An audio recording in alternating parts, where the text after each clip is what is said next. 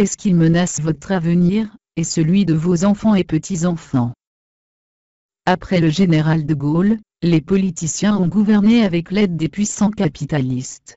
Ils ont dirigé facilement le pays en le vendant petit à petit à notre ennemi en s'endettant. Ils ont imposé le système de société, avec leur système économique capitaliste, et leur mode de consommation, qui épuise les ressources naturelles, et qui met en danger la planète.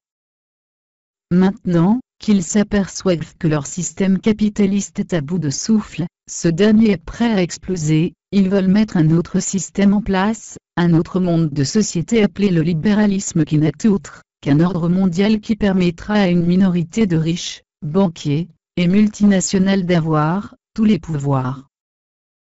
Dans un avenir proche, nous allons devenir des esclaves rémunérés de moins en moins.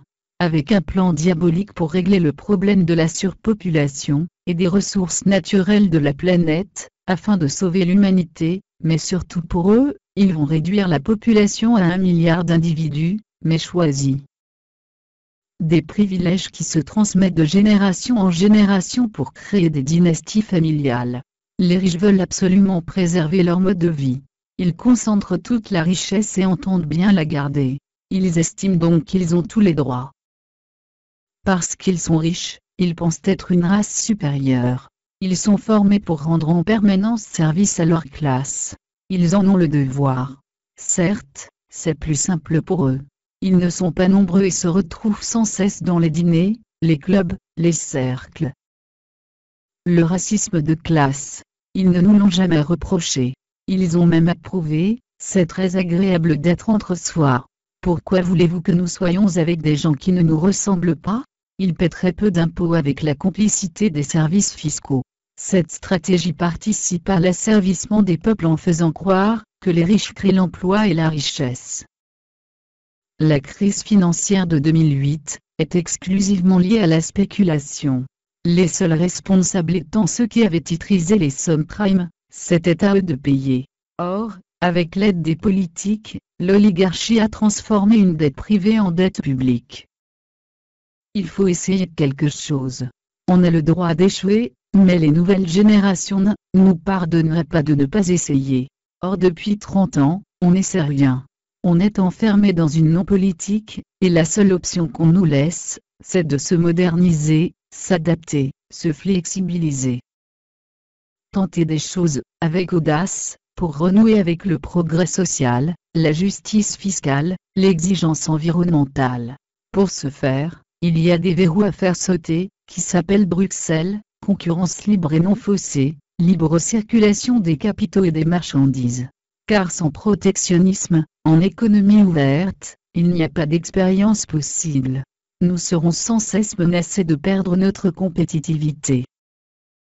Moins d'une centaine de personnes de la planète détiennent la moitié de la richesse de la Terre. Par quel droit ont-ils fait pour avoir cela? Parce qu'une partie de puissants ont décidé d'inventer ce système de capitalistes.